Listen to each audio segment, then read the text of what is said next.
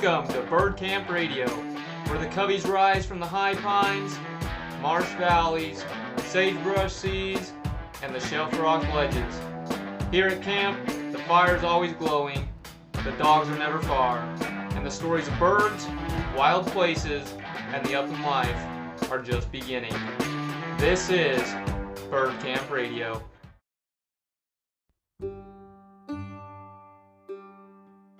Hello everyone, it's Kellen Golightly here, and we're excited for another week of the Bird Camp Radio podcast.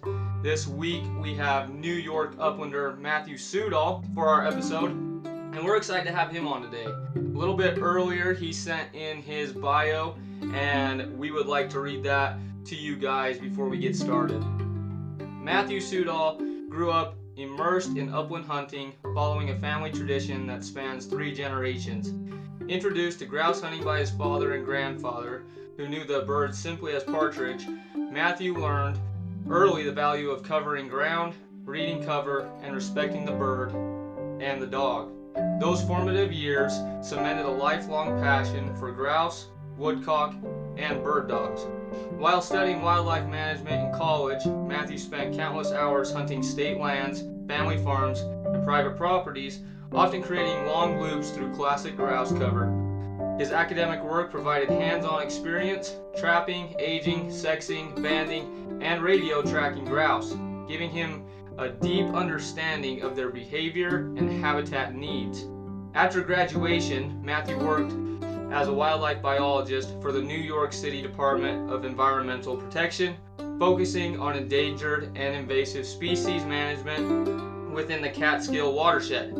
Many of the former farm properties he surveyed held exceptional grouse and woodcock populations, further sharpening his field knowledge. Matthew's long-standing desire to run bird dogs began with a cast-off German short-haired pointer gifted by his wife. Though limited in range, the dog became an invaluable teacher and opened doors to friendships and hunting opportunities. Over time, Matthew developed a reputation for working with dogs and struggled with those that ranged too far, lacked confidence, or needed foundational bird work. He established pigeon coops and training setups on local farms, starting, rehabilitating, and rehoming dogs while refining his own training approach. His defining dog, Jet, was trained almost exclusively on wild grouse and woodcock. Over a long and productive career, Jet hunted the Catskills, Maine, and the Carolinas, earning a reputation as an exceptional woods dog and uncanny bird-finding ability. Jet drew interest from breeders, buyers, and hunters who simply wanted the chance to hunt behind him. A breeding produced several outstanding dogs, further extending Jet's influence. In recent years, Matthew has launched a guided upland hunting service, drawing on decades of field experience. A close friend and breeding partner has played a key role in helping him navigate the business side of guiding, reinforcing Matthew's belief in humility, preparation, and letting the dogs do the talking. After nearly 12 years in wildlife management, Matthew transitioned into law enforcement, where he currently works night shifts, allowing him to spend daylight hours in the bird woods whenever possible. Matthew is also a devoted father of 3 sons, all of whom actively participate in bird hunting, dog training, and conservation work. Beyond upland hunting, his outdoor pursuits include fly fishing for trout, steelhead, and salmon, as well as turkey and deer hunting, and both land and water trapping. At his core, Matthew Sudol is a lifelong student of wild birds, wild places, and good dogs, committed to passing those traditions on to the next generation. Matthew, we are excited to have you on. How are you, man? Good. Thank you for having me, Kellen. Of Thank you course. for the intro. That was very flattering. Yes, of course, man. We're excited to have you on. If there's any resume, that's for sure the one that we want to have here on the Bird Camp Radio podcast, and we're excited to be able to dig into it with you today and get to know you a little bit more and what you do. Yeah, absolutely. So, before we get started, as many of you guys know, we like to play a quick game of rapid fire around the campfire, which consists of 10 quick and easy questions about upland game that we ask our guests. We have a leaderboard, and it is timed, so the faster we do it, the better you're sitting at that on top of that leaderboard. So, do you have any questions before we get started? Nope, I'm all set. All right, perfect. Here we go. Favorite wild bird to chase? Rough grouse.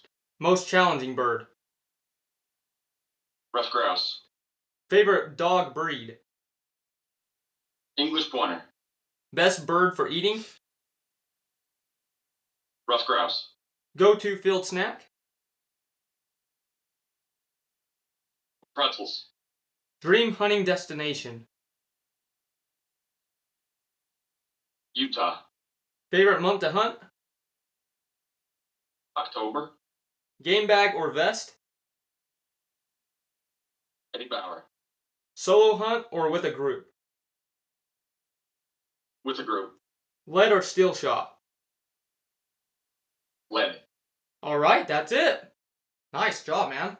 So many of you guys know we will release that time at the end of the podcast. So stay tuned and we'll release that. But a little bit on that. So Utah, you'd like to come to Utah. We'd love to have you here, man. Yeah. I've never upland bird hunted out west. I've always been on the East Coast, and just to expand and see new and different species, and other dog breeds, and the terrain and how you guys hunt them too. Just to put that into my arsenal and my Swiss Army approach to the outdoors. Oh, yeah. If you ever come this way, for sure reach out to us, man, because we got a lot of people that absolutely love to hunt with you, and we'd love to hunt with you at some time. I mean, I don't know if you ever had the opportunity to hunt chukars. No, I haven't. I've seen them and heard them. Done some steelheading along the Deschutes out in Oregon, and that terrain looks to be something else too. Little intimidating, but you guys definitely put the hammer down on some chucks out there. Oh yeah, it's I mean, we haven't been able to get out too much with chukars yet. We've been really focused on the rough grouse and the blue grouse for us. Mm-hmm. But I mean, we just have a heyday. I mean, especially these past few years, it's been really good. So I mean, if you ever get the opportunity to come out here, definitely take it, because we got a lot of good opportunities. I feel like Utah's kind of a sleeper state sometimes when it comes to upland, but it's a great place. Yeah, likewise. If you guys ever make your way to the East Coast too, and especially this area too. Yeah, for sure. We definitely hit you up on that. So, kind of segueing into it, I mean, as many of you guys know, here on Bird Camp, we try to have each guest send in a bio, and we really focus on that bio and their opportunities and what they do in the upland game world and aspect. So, kind of jumping into that, you're a third generation grouse hunter. How did your grandfather and your father shape how you hunt today? Ultimately, it was for the love of the bird and the outdoors and everything, and just getting together with family and friends and doing a lot of bird hunting that way. My maternal grandfather was up in the Deerfield area, so it's at the foothills of the Adirondacks, and they had a family farm up there, as well as a lot of public land, state land, and we would do we didn't hunt with dogs over there. We would just do pushes and bounce the birds around each other, and nothing was really safe. Birds in the air, birds on the ground, and then my father, we have my paternal grandfather has a farm in the Catskills, and that's where it started too. And there was a lot of early successional forests and the growth there, and we would do the same thing, but ultimately shoot them in the air. And we had a neighbor up there too that had German short hairs, and we would go with them and find birds that way. And that was just a thrill, just to see the dog on point and have them hold steady through everything, and then the retrieve. And that was ultimately, I always knew I wanted to have bird dog like that. And growing up in New Jersey, I grew up in a town. It's the largest township in New Jersey. There's a lot of watershed property there too. And there was, great population of grouse. Unfortunately, they closed it indefinitely about 5, 6, 7 years ago in New Jersey. But ultimately in New York State, on my family farm, uncle's farm, and the public areas that are in the Catskills, we hunted a lot of it. Down the line, I ended up going to school for wildlife management, and we focused on trapping the rough grouse, and we used and deployed clover traps. So basically, it's like a clover on one end made out of like mesh, about 18 inches high, and you kind of brush it in. It looks like a brush pile, and then you run a piece of chicken wire about 24 inches tall, about 50 feet long, and then another makeshift brush pile. So ultimately, the birds will walk into it, into the beam, so to speak, and then walk down. They don't fly over it. They don't jump over it. They'll just boop, just walk down the wall ultimately into the trap, and then you can come up on them, and there's a bird in the trap, and then from there you'll grab them, and then you'll sex them, you'll age them, looking at their feathers, and we'll put a band, just a ring band on their leg, like any other bird species. And some of the birds we put the backpack telemetry on them and followed them around. So that was a great project, and that taught me an immense amount of their habitat utilization, and just growing up grouse hunting. That was kind of the cream on top of the coffee, so to speak. Right. And yeah, it was just a thrilling experience, and it just expanded from there. And just with my job at the New York City DEP, and all the properties and watershed properties and state lands too, and just taking note and going back, and me and my friends would hunt it. And yeah, it was it's been quite the journey, quite the adventure, as far as grouse go. That's fascinating. I mean, earlier in the podcast, we actually had one of our Utah DWR biologists on here, and we spoke concerning rough grouse and blue grouse. So it's kind of cool to be able to have you on here, who you're doing the same thing, but over there in the eastern states of New York. So that's kind of cool to be able to have that perspective, and I'm excited to talk about that. That's awesome. Yeah. So, but before I do that, I'm just curious, like what kind of drew you into the grouse world? You have a few different species over there. What kind of had them on the top of it all for you? Just being wild birds too. When I started, in my younger formative years, when I was, 10 years old in Jersey, when you could hunt, and 14 in New York at the time. Just hunting the grouse was it was just thrilling too. Just the point, then the flush, and they're just a challenge. Everything about them is a challenge. Walking through, some of the whips like that, and just seeing beautiful country. And the mountains aren't that easy, compared to, we don't have wild pheasants down here. They're all state released birds or preserve birds, and it kind of goes along with like the trout too. Like I love chasing wild trout, whether it's brookies or rainbows or browns. But I do, try to stay, basically to that, and not so much the stocked areas too. It's just more of a challenge, to get the wild birds, the wild fish, everything down that path. It's just been a thrill to me.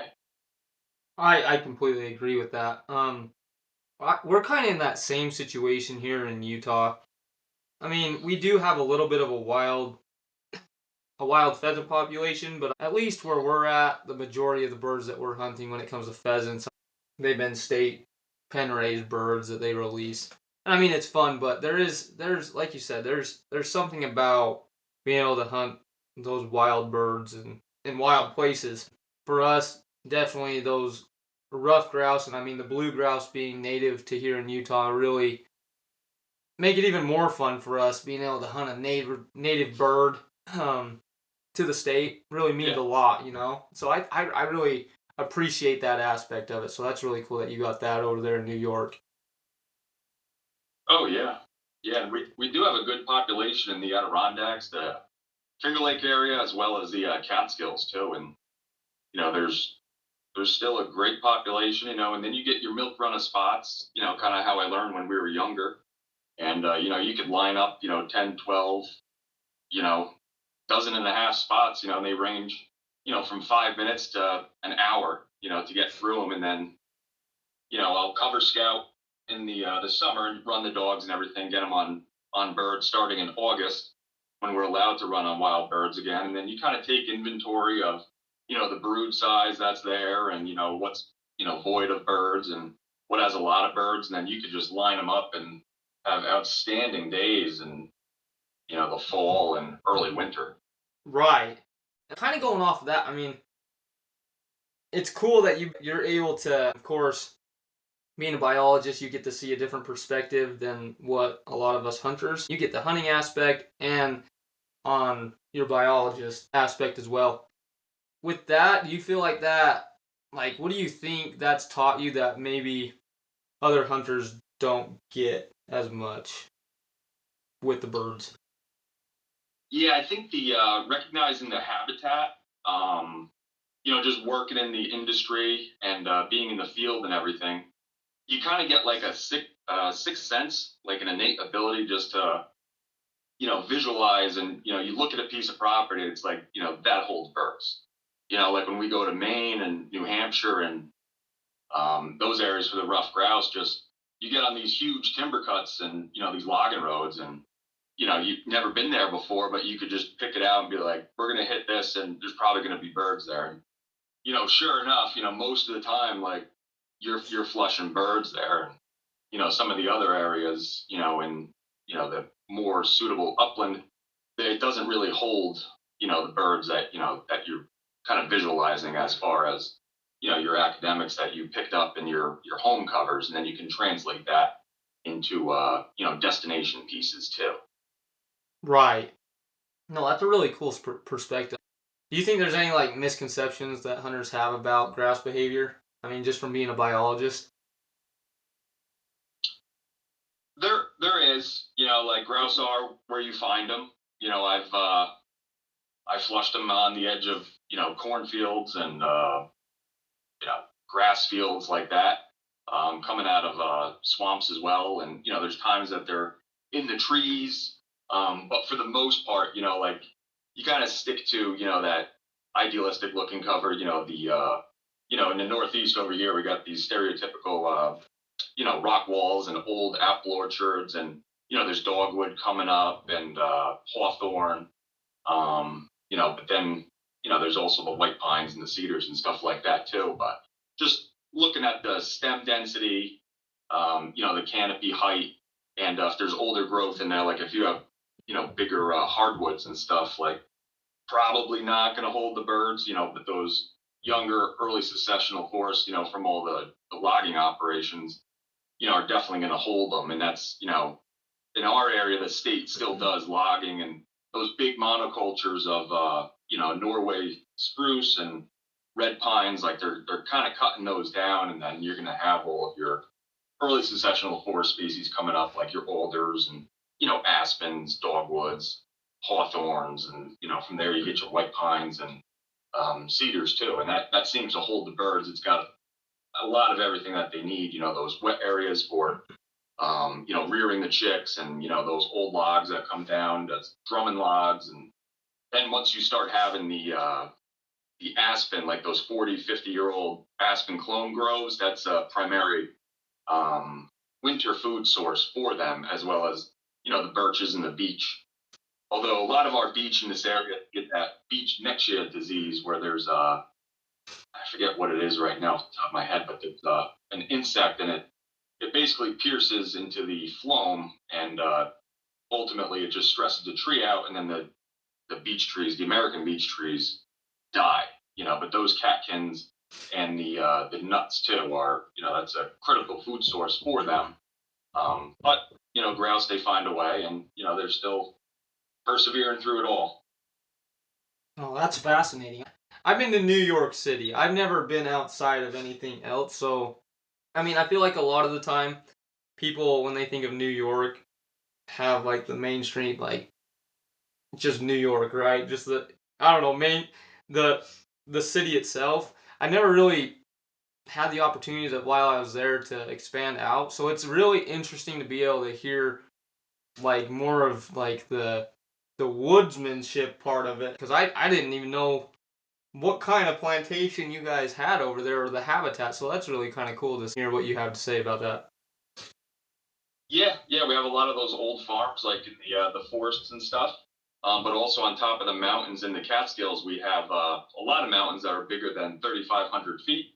I know it's not really comparable to what you guys have out there, but on top of these, mountains, there'll be like a plateau up there, but everything has that Krumholtz syndrome where the trees they're like stunted, so they're very short.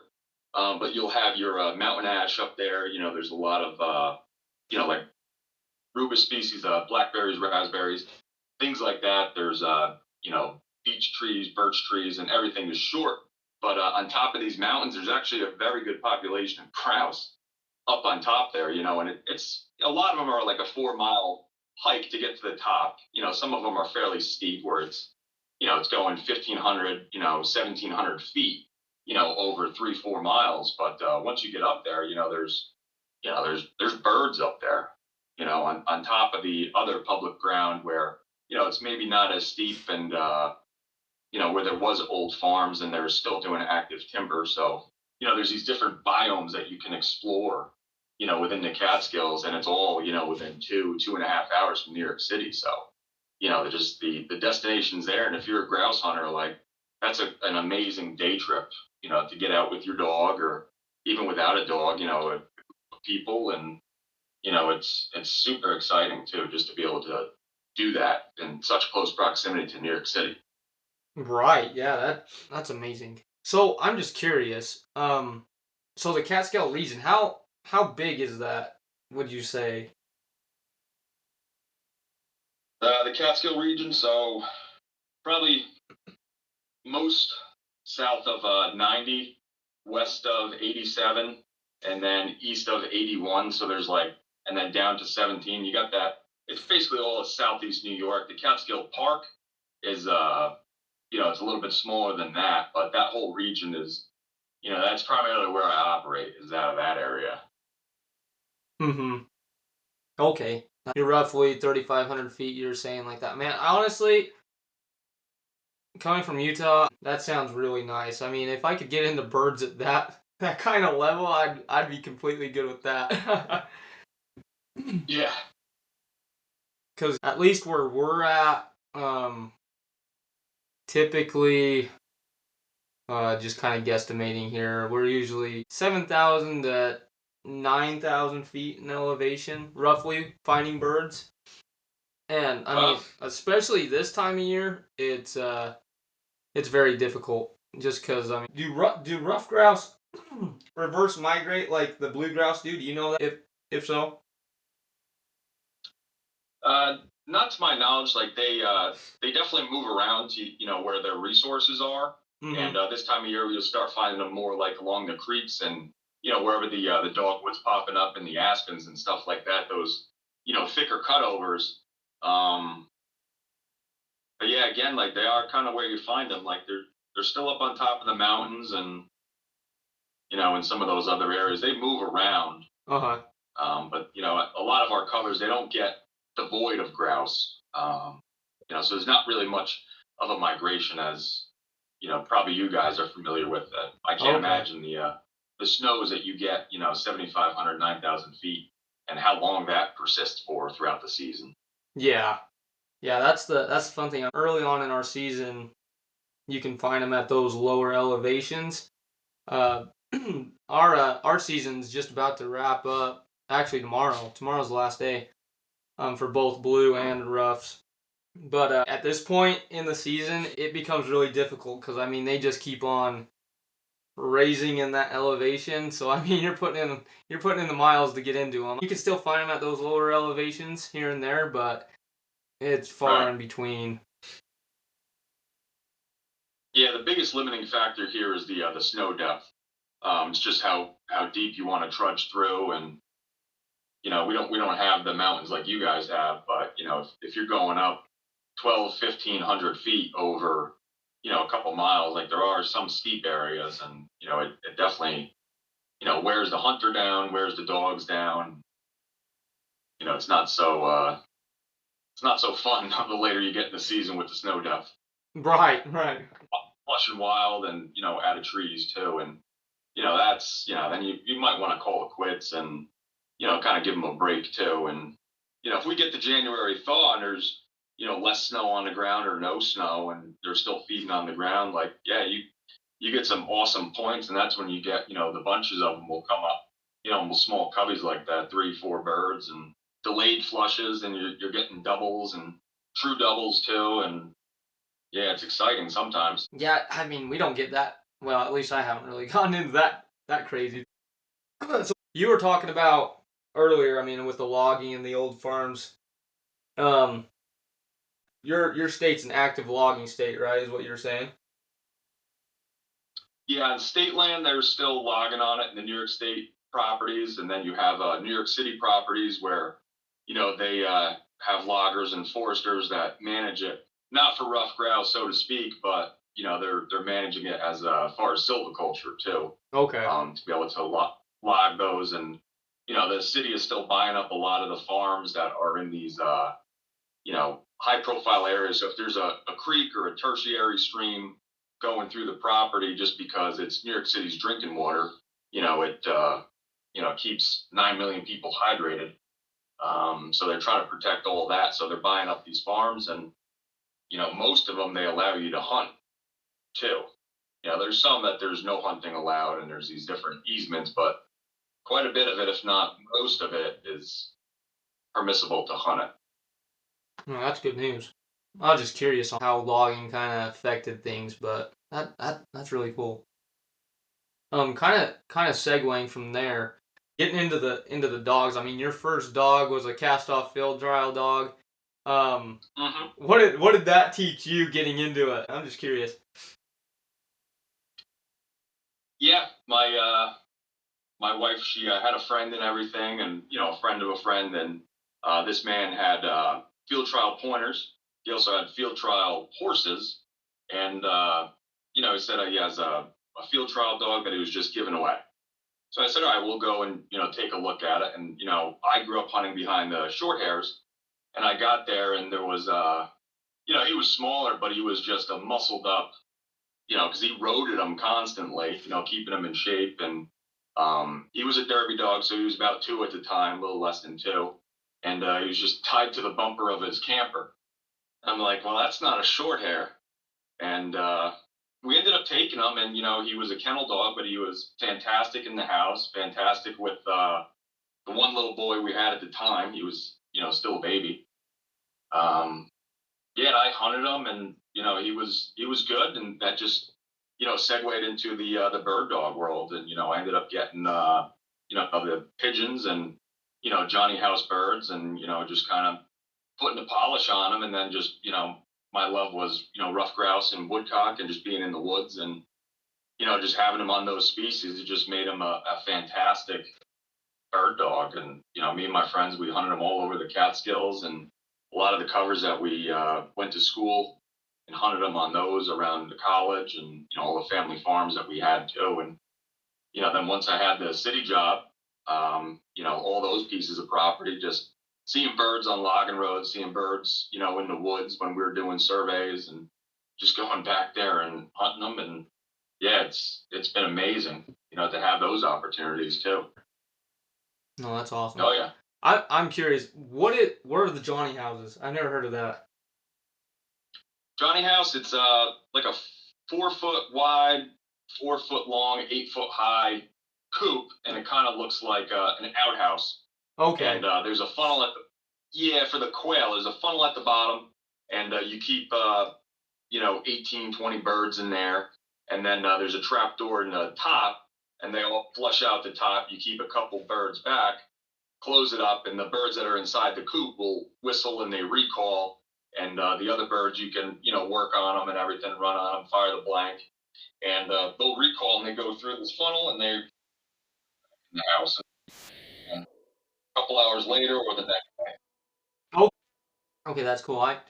I know people who train with pigeons. I've never had the opportunity to do so. I was just kind of curious of what that was. That's cool. Yeah, the pigeons, I would just have a regular pigeon coop, and they were I had the homing pigeons, racing pigeons to start, and they bred, and then I would just net pigeons from under bridges or in barns, and they would all interbreed, and they would still home, because a lot of the farms, I have are half a mile from the house, mile and a half from the house that I'm allowed to, train on, and we get great flights of woodcock in the springtime coming through here too. So that keeps us going until April 15th when we get kicked out of the woods, basically. Right. I don't have pigeons. I have quail. I have those Coturnix quail that we started playing around with a little bit. When did we get those? Earlier, late summer, and I mean those have been kind of fun to raise up, and we're looking forward to seeing what we can do with those guys. Yeah, just even the quail too. We raised them from eggs, and when the kids were small, they could, they helped turn them, and they could watch them when they were hatching, and then with the brooder, and then putting them in there, and they saw the whole process. They've seen the whole process with pigeons, quail, the bird dogs, and I envy those kids, just because they got the whole gamut of it to grow up with it. Right. And they do appreciate it, especially the time in the woods and just being a part of that. A lot of good opportunity for them. Yeah, I completely agree with that. That's what we're looking forward to. Is at some point. I mean, right now, of course, we don't have our own dogs, but once we do, we're hopefully be able to use quail, and that's kind of why I got them. I just wanted to start them up and see how it was, kind of get used to them. Hopefully we can get into a house and get some bird dogs and go from there. So we're excited for that. Yeah, it's awesome. Yeah, you're gonna love it. So, kind of going on to the next part. I mean, with your guiding services, how did you get into that? How did that start off? Well, I belong to a couple bird clubs in the area, and I always took friends and work friends, and then friends of friends that just wanted to go bird hunting or go trout fishing, and then it just kind of turned into a lot of the older gentlemen, because down in this area there used to be a lot of grouse where I live now in the Hudson Valley, but it has since suburban sprawl took over, and the old forests are gone.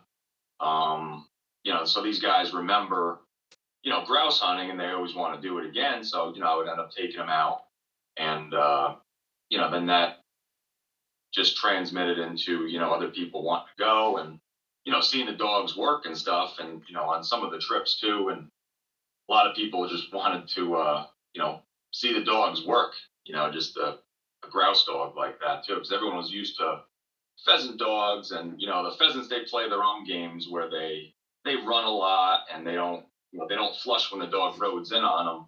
And if you raise a dog like that, he's not going to be very grouse worthy in the woods. It's going to take him maybe a season or two to really get up to speed on that if you just only shoot pointed birds. So I would have people asking me to go, and taking all the different types of people. And I'm like, you know what? There's such a market for this that, I kind of found my niche. I feel like I do have, some friend groups that are really big into deer hunting, other friend groups big into turkeys, and so on and so forth. And I guess I'm the grouse and the bird dog guy. So, ended up, doing a couple litters. One of my good friends right now, he's a taxidermist. He's got a butcher shop and does hunts. And he reached out to me maybe 6, 7 years ago. I've known him in passing. I worked at a sports shop, probably 25 years ago, and I first met him then.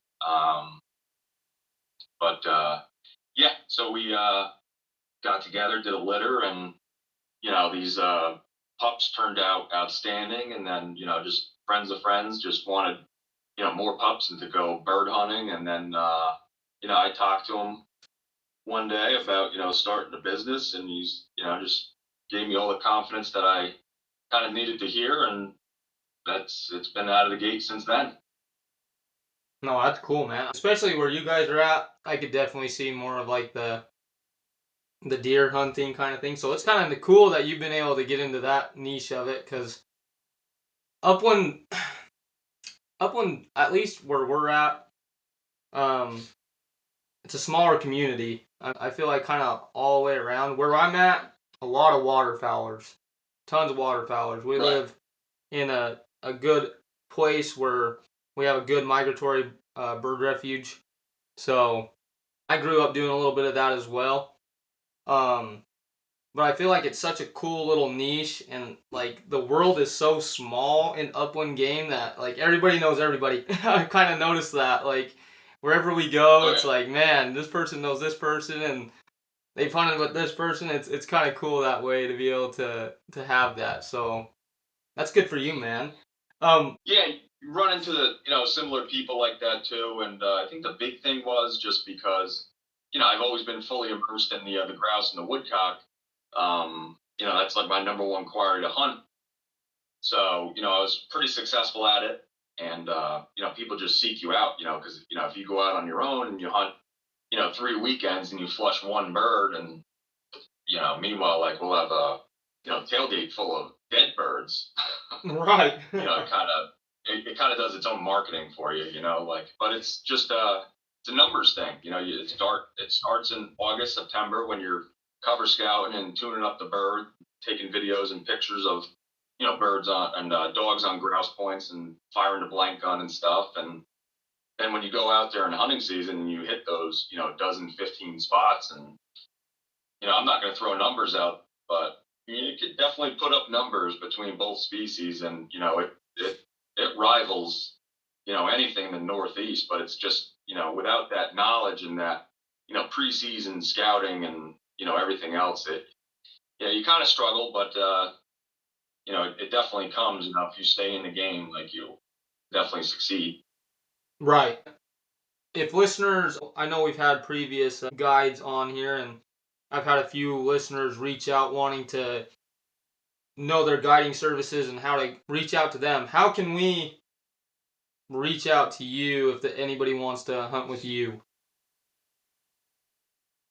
Probably the best course of action will be to either drop me an email, which is stsguide@yahoo.com, or just simply call me, 973-800-2198. I'm a fully licensed guide in New York State, fully insured, have all the privileges to hunt and to guide on New York City DEP lands, as well as the Upper Delaware River too, with the National Park Service too. So people are in good hands. I'm a first responder as well, so I also took the CPR, and like the basic life support courses too. Wow. Yeah, you're all the way around. No, that's awesome. So there you go, guys. If you want to go hunt, I know we've had a few listeners who have wanted to reach out to some guys. So if you want to reach out to Matthew about his hunts, go ahead. I'll put all this kind of information on the post that we make, so you guys can also find them there. But there we go. That's good. That's good to know. And seriously, if I ever get the opportunity to head back east, I'll definitely be hitting you up for it. Yeah, you guys have an open invite, for upland birds or trout, whatever you guys want to do. So, so you fly fish guide too? Yes, sir. Wow. Okay. Okay, I got a question, and I haven't asked anybody on the podcast this, but I mean, I'm a fly fisherman and an upland game hunter, and I've noticed that the two go hand in hand. Almost, I would say 90% of the guys who upland hunt are fly fishermen, and I want to know your point of view on that. Why do you think that is? Like me and my wife have talked about it a little bit, but it's so interesting because I know a whole bunch of waterfowlers, big game hunters, and they could care less about fly fishing, but the upland game hunters absolutely love it. Yeah, I think it's just one of those fringe things, like the waterfowlers or bass fishermen. You know what I mean? And Yeah, your grouse and upland hunters, they're fly fishermen.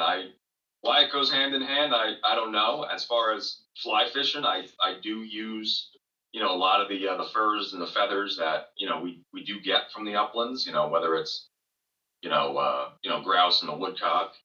There's a lot of patterns, especially in the Catskills, that utilize those. On top of the grouse's head, those feathers are really good on Hendrickson's. And then you got the woodcock and orange. You just take the feather from the woodcock and you hackle that into a wet fly, either with a copper body, an orange body, an olive body. Partridge and green, that's another one too, the wet flies. But yeah, I think it's just so intertwined in the landscape around here too, as far as the outdoors. Between fly fishing and bird hunting, it just goes hand in hand. Back in the day, a lot of those camps in the Catskills were they primarily, that's what they did. It was trout fishing, but at that time it was brook trout because the browns and the rainbows weren't introduced here yet, and people would come up by trains and wagons or whatnot into the Catskills, and then they would grouse hunt too. And I think that just persisted from here, and then moved west in that whole culture. Just fly rods and bird hunting never fade. That really does make sense. Do you tie your own flies? I sure do. Yep.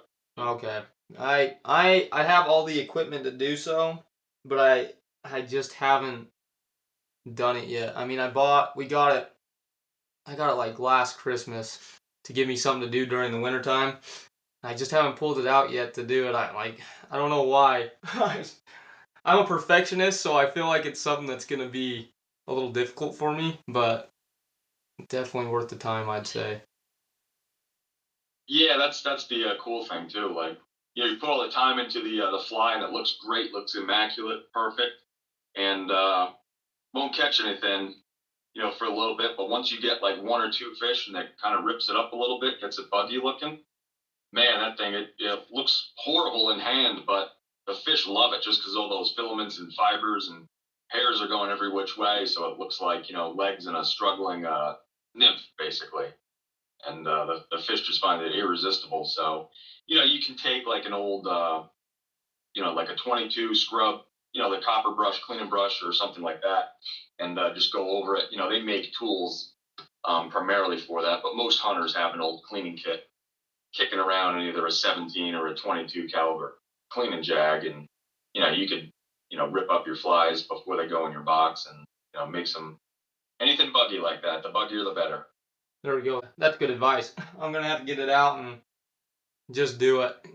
See what I can do. Mm-hmm. But so you have three boys, and they have the opportunity to hunt with you. What's that been like for you, being able to teach your boys, kind of raise that next generation of upland hunters for you? Yeah, it's been a thrill, and I'm honored to do that with all three of them. Ever since they were small, we'd be either plant the quail, plant the pigeons, and then you have to train the pigeons too. So we would have a can, like a coffee can of nails. So every time you feed them, you would shake this can, feed them. So when the birds land on top of the house, if they're not going to trap right away, you could shake the can, and they all fly down, and they'll trap because they know they're getting fed. So we'll do that, and then springtime we go out looking for the woodcock, and it's pretty flat walking because it's all in the farm fields like that. So when the kids were small, 3, 4, 5, we're not hiking mountains. They would tag along, and you give them the little blank gun, and they find that to be thrilling. And then you send them into flush, and they get to break sticks and trash around and see the bird, flush the bird, and just see their. We keep the dogs in the house, so they see the family pet, basically, just doing what he was bred to do. Then shooting guns as they get older, and just putting it all together, and they can't wait to go in the woods and hunt behind their dogs. I love that. I mean, kind of just building up that adrenaline rush for them, being able to go out and flush birds, shoot blanks. That's really a cool opportunity at a young age for young uplanders to really catch on to it and figure out if it's something that they're gonna enjoy or not. What are they? They seem like they're gonna stick to it, or something that they're super interested in. Oh yeah, yeah. They're at the age now where they're heavily involved in sports. I know early on when I was, dating before she was my wife, like I'd be going out with a group of friends and it would be, we'd be grouse hunting, and then it's ice fishing season, and then it's, trout, and, you're going hunting again. Well, it's turkey season. And little did she know that there's a wrestling season, lacrosse season, baseball season, football season, track season. So it's almost worse. Like you have less time, with the kids like that. But, we definitely find time, every week or every couple of weeks to get them out in the woods and, chase birds and run the dogs, and, in between their schoolwork and all their sports and everything. No, I love to hear that. I played baseball and football in high school, and I definitely get that. You're always running around, and I know for me, with how it all aligned, I mean, we weren't able to do much hunting as I was in high school. Really didn't get back into it after graduating, but that's amazing to hear that you guys are able to juggle everything together, everything that you're going on, and still be able to go out and enjoy it together as a family. So I commend you on that. Yeah, thank you. It's lack of sleep and a lot of caffeine, and you pretty much do anything. That'll get you through. I love it. Well, this has been great, man. We have absolutely enjoyed being able to have you on and share everything, all the stories that you have, and your knowledge and wisdom in the uplands. Everybody, you can find him. I'll drop all of his information on our posts. And but before we end, on each podcast, we like to ask a question to each one of our guests, and it's the same question, and that's what kind of advice would you give to new uplanders coming up into the tradition of upland game hunting, or just hunters in general? Do you have anything? Just networking, anytime that there's like a Rough Grouse Society event, or a state sanctioned event, or a banquet, just go there, meet people, talk to people, just be willing to learn, anything like that at that point, and get involved, with your local Rough Grouse chapters or your Trout Unlimited chapters, and, give back to the resource, and, it pays dividends. The resource will definitely give back to you for a lifetime of enjoyment in the outdoors. As we kind of mentioned before, especially within the upland game world, it's smaller, but everybody's very well networked together. And we've definitely seen that here on the podcast, with guys actually getting together after the podcast, going and hunting with each other. It's kind of cool to be able to see and get pictures of guys who are networking through the podcast and being able to hunt with each other and have a good time. And that's what it's all about at the end of the day, being able to share what we love with others and be able to go out and make those memories and experiences that we'll always remember, and especially with the dogs as well. So great advice for everybody. Go out there, network, get to know the people around your area, and make it happen.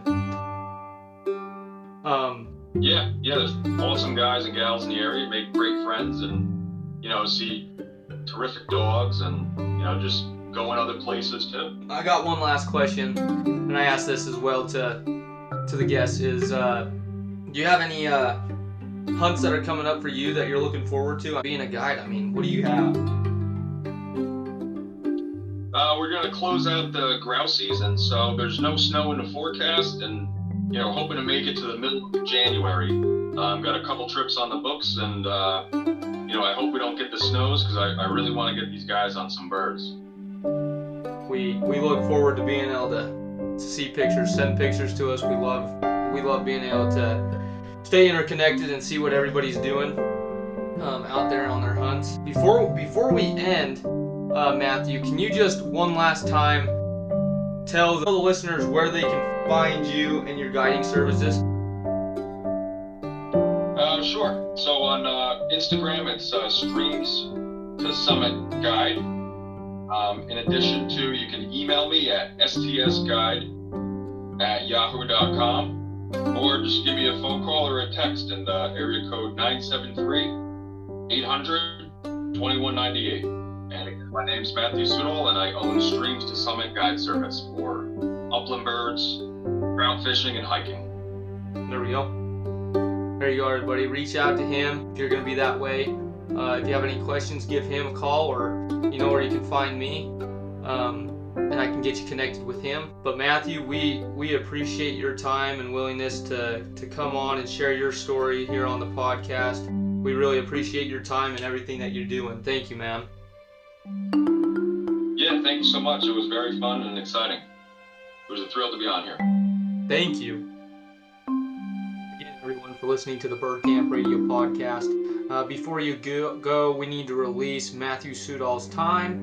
Matthew, your time for the rapid fire around the campfire game was 48.49 seconds, which puts you in 8th place out of the 14 guests that we've had on the podcast so far. Thank you again, everyone, for participating and listening to the Bird Camp Radio podcast. Tune in for next week, and we'll see you then. You've been listening to Bird Camp Radio, where the high pines, marsh valleys, sagebrush seas, and shelf rock ledges always call us back. Until next time, keep your dogs close, your shot true, and your campfire stories ready to share. We'll see you back at camp. Don't miss out on the next episode, where we'll host our next guest on the podcast. You don't want to miss this one. Thank you.